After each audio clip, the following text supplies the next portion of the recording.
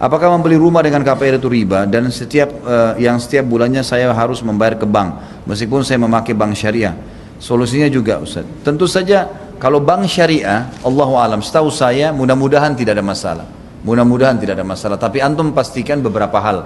Yang pertama, pastikan kalau saya telat bayar, apakah ada dendanya? Pertanyaan itu dulu. Kalau dia bilang tidak ada denda, maka syariat. Jadi contoh begini, saya pernah diskusi dengan beberapa teman-teman perbankan syariah, saya tidak usah sebutin bank apa ya. Tapi yang jelas saya tanya, kalau saya KPR mobil rumah sama antum, kemudian saya telat bayar 1 bulan, apa konsekuensinya? Kami nagih Ustadz. Baik, ada denda? Nggak ada.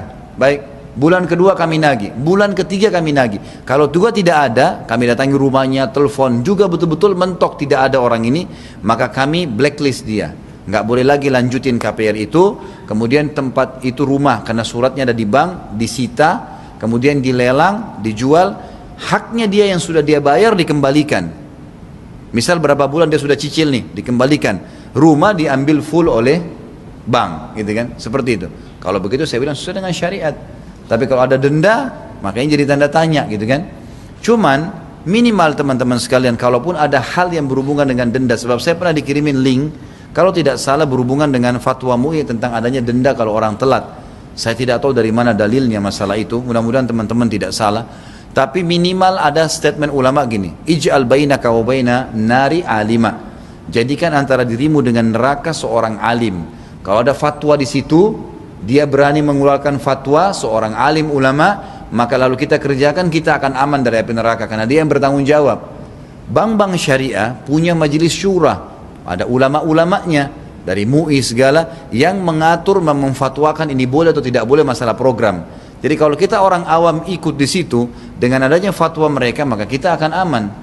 Jangan sampai antum berlindung di belakang itu mengatakan oh bank syariah sama saja dengan bank konvensional untuk membiarkan diri kita tetap di konvensional. Nggak bisa karena konvensional tidak ada celah bolehnya, gitu kan? Jelas-jelas riba. Kalau ini minimal masih ada majelis syuranya, maka harus antum lari kepada hal yang lebih ringan mudaratnya, gitu kan? Allahu alam. Jadi saran saya, kalau bank syariah insya Allah tidak ada masalah, cuma pastikan saja tadi tentang masalah denda. Yang kedua tentang masalah nilai jual, akad.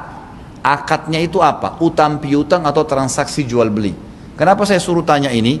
Karena ada beberapa perbankan syariah yang karena menamakan dirinya syariah, induknya konvensional, kemudian nanti dia tarik akad-akad konvensional di bank syariahnya. Ini terutama yang baru-baru buka sekarang, bukan karena sudah dari Rama, mereka cuma ikut-ikutan dan ini hati-hati. Jadi akadnya, kalau akadnya utang piutang riba, karena utang piutang nggak boleh berbunga, gitu kan? Kalau akadnya jual beli, si A membeli rumah 200 juta, bank menjual kepada si B dengan 250 juta dicicil 48 bulan, halal. Akadnya jual beli. Tapi kalau rumah yang 200 juta, si bank mengatakan bank meminjamkan uang 200 juta kepada si B yang akan dibayar selama 48 bulan dengan bunga ini, jadi riba. Akadnya utang piutang. Kalau jual beli maka jadi halal. Assalamualaikum warahmatullahi wabarakatuh. Assalamualaikum warahmatullahi wabarakatuh. Izin bertanya, di tahun 2012 saya membeli rumah dengan cara kredit via bank X. Saya tidak perlu sebutkan ya. Saat itu saya belum paham dengan transaksi riba. Nah sekarang cicilan rumah tersebut masih tersisa kurang lebih 6 tahun lagi. Berdosakah jika saya tetap lanjutkan sampai cicilan selesai? Atau saya harus meninggalkan atau menjualnya? Baik. Islam itu bijak, nggak langsung tiba-tiba begini. Ini kan udah 6 tahun katanya, berarti kan berproses nih dalam berjalan ini. Sekarang ditimbang dulu. Kalau hifdzul mal dengan hifdzul nafsi itu kuat mana? Ini ada hifdzul nafsi nih, ini ada hifdzul mal, ya kan? Baik, antara hifdzul nafsi bertemu dengan hifdzul mal, yang paling kuat yang mana? Menjaga jiwa atau menjaga harta? Paling gampangnya gini lah. Mencuri itu haram nggak? Apa? Haram ya. Kata orang semua mencuri itu haram kecuali mencuri hati anak bapak mertua dia. Dengan cara yang dibenarkan. Baik, semua mencuri itu haram, nggak boleh. Gimana kalau ada orang lapar, sangat lapar, yang jika dia tidak mengonsumsi sesuatu, resiko kepada jiwanya. Lalu dia lihat ada makanan tuh yang bukan hak dia, diambil itu, untuk memenuhi hajat laparnya sehingga terjaga dari serangan-serangan yang berpotensi menghadirkan kematian. Walaupun kita katakan kematian itu ajal, tapi tetap ada sebabnya kan. Baik. Apa hukumnya mengambil barang bukan punya orang lain untuk menjaga nyawa misalnya di situ? Tuh. Itu ada detailnya lagi, ada detailnya. Nggak bisa langsung disampaikan boleh, entar berapa juta orang entar pada mencuri itu. Ya nggak bisa begitu. Ada turunannya lagi. Itu pernah kejadian di masa Umar bin Khattab. Ya, saking terpaksanya dia mencuri, mengambil buah atau makanan tertentu, dan ketika akan dikisos disampaikan kisahnya, dimaafkan, ma'dzur. Ya, malah balik mengevaluasi, nangis itu luar biasa nih presiden nangis kan. Takut dihisab sama Allah karena ada satu rakyatnya yang kelaparan. Saking takutnya gitu. Ya, sampai kan terkenal kalimat Umar itu, kalaupun ada kambing di satu wilayah terpencil di bagian kekuasaan yang aku pegang, kemudian kakinya terpeleset aku nggak tahu, itu diistighfarin sama Umar. Karena khawatir ketika kambing itu mati, nggak bisa dikonsumsi sama yang punyanya dan menjadikan dia kelaparan. Itu sampai ke situ mikirnya. Ya, itu menurut saya sejarah Umar itu patut ditiru. Anda kalau mau jadi pemimpin tuh keluarkan tuh fikihnya Umar itu, dan itu akan luar biasa tuh. Luar biasa dahsyatnya. Nah, ini yang saya maksudkan. Kenapa saya ilustrasikan itu dulu untuk menarik ke sini. Anda kalau berhenti di sini saat ini, masuk kategori darurat nggak gitu? Ya, kalau diputus nih, putus misalnya, dah selesai. Itu mengganggu kebutuhan primer yang sedang berjalan nggak selama ini? Yang menunjang aspek berkehidupan. Tinggalnya di mana kalau langsung diputusin? Ada tempat bernaung nggak? Gak boleh ujuk-ujuk begini, tinggalin tuh. Tiba-tiba nanti gak ada penopang sementara waktu pada saat itu yang disiapkan dan menjadikan kemudian lebih sulit dari sebelumnya sehingga mengganggu keberhidupan. Ini konstruksi ini gak disampaikan sama beberapa penceramah yang menyampaikan dengan jawaban dari pertanyaan serupa. Suruh keluar dari pekerjaan, langsung keluar. Jualan pecel lele, pecel ayam atau yang lainnya. Tiba-tiba kegiatannya habis, nggak ada jembatan, malah lebih rusak daripada sebelumnya. Ujung-ujung syariat ditinggalkan, nggak percaya lagi pada Islam. Ada yang begitu, ada. Saya pernah menangani kasus limpahan. Kasus limpahan. Ini fatwa yang langsung dikatakan keluar, nggak boleh, haram, riba, keluarnya. Begitu keluar apa yang terjadi? Dia mencoba jualan, gagal. Akhirnya dia memaksa memisahkan ayah dan ibunya. Ayah yang kena Parkinson, ya, dan sudah stroke, tidak dalam kesadaran tinggi, dipaksa menceraikan ibunya, ibu sambungnya, supaya dia menguasai warisannya. Jadi begitu, karena dia memilih cara singkat dan dia menempuh yang lebih haram lagi. Jelas ya? Nah, sepakat, riba itu haram. Keluar dari riba ada jalannya. Itu yang harus dirinci. Jelas ya? Maka bagaimana rinciannya? Pertama, timbang aspeknya. Ini yang bertanya ini, lihat, udah punya jembatan belum? Kalau bisa ditinggalkan ini, ya ditinggalkan, sudah, opar cicilan, alihkan ke bentuk syariah. Kan ini bank konvensional punya syariah nih, ada juga yang syariahnya. Tanyakan dulu, ini solusi yang paling pertengahan. Ya, ambil, konversikan dari konvensional ke syariah.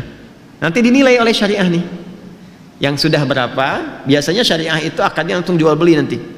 Ya, ini dinilai berapa asetnya, harganya berapa. Cicilan yang ke banknya yang konvensional berapa, dilunasin oleh bank syariah. Nanti ada skema untuk penjualan.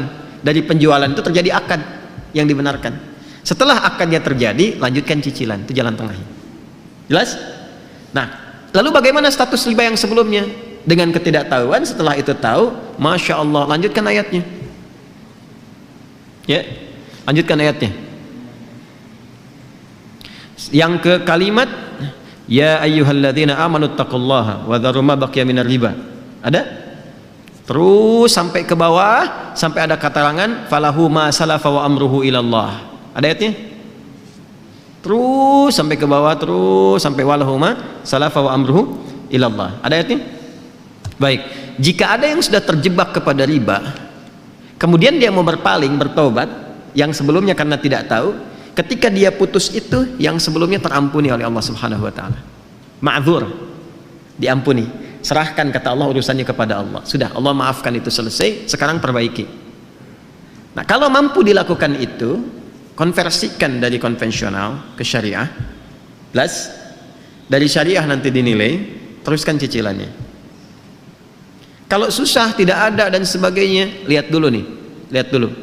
Ini kalau pindah, dilepas, pindahnya kemana? Jangan sampai terjadi tiba-tiba rumah dijual, nggak ada tempat bernaung, setelah itu meminta-minta atau menyulitkan kolega sekitaran. Ada ibu kedatangan kita misalnya dengan keluarga, ada adik numpang tinggal tapi bawa rombongan dengan 6 anggota plus ART-nya misalnya kan. Nah, jadi agak repot di situ. Maka ketika ada kondisi seperti ini, dalam kondisi darurat yang sudah berlangsung, maka berlaku kaidah ad-daruratu tubihul mahdzurat. Dalam konteks darurat membolehkan sementara waktu sampai dengan tuntas ini selesai. Tapi minta kemudian diakadkan supaya akadnya bisa diperbaiki, flat, ya, nggak ada tambahan kalau begini kalau begitu. Maka konsekuensinya harus berusaha untuk membayar sesuai dengan temponya, jangan sampai telat sehingga muncul kemudian akumulasi kembali yang jatuh pada hukum yang keliru di situ. Paham sampai sini? Awas, ini konteks darurat ya, jangan disamakan dengan hukum normal.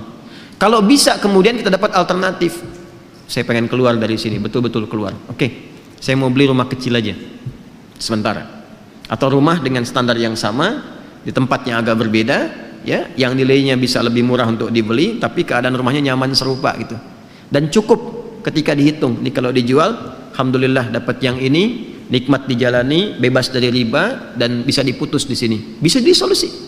Kalau itu bisa dilakukan, nanti janji Allah akan mengganti yang itu dengan yang berlipat lagi. Ya, paham ya? Nah, itu 3 bagian ini yang harus saya terangkan. Tinggal melihat ini yang bertanya kepada keadaan dirinya. Jelas ya? Jadi sekali lagi, timbang ke keadaan dirinya. Kalau sekiranya bisa dikonversikan kepada syariah lebih bagus, kalau sifatnya kemudian darurat, maka diselesaikan apa yang harus menjadi kewajibannya ini sambil banyak beristighfar kepada Allah Subhanahu wa taala dan mohon solusi kepada Allah, ya, dari sambil proses berjalan sehingga diberikan naungan-naungan pijakan yang kuat untuk segera meninggalkan itu. Kemudian yang ketiga, kalau ada tempat yang bisa digunakan untuk jadi alternatif, jadi pilihan, lebih bagus jalani itu. Dan jangan gengsi ya, gengsi itu hanya status kemanusiaan aja. Tetap kalau udah meninggal sama juga. Anda mau yang di komplek, orang bilang kota dengan kampung, tetap meninggal dikuburnya di mana? Tanah juga. Jelas ya? Saya kira saya sudah jawab ini ya. Jadi tinggal mengukur, dipraktekkan. Mohon izin, agama itu harus komplit disampaikan. Kalau enggak jadi bencana nantinya. Nggak bisa kita, oh ini ambigu, yang jelas aja yang mana. Yang jelas itu yang saya terangkan. Jelas ya?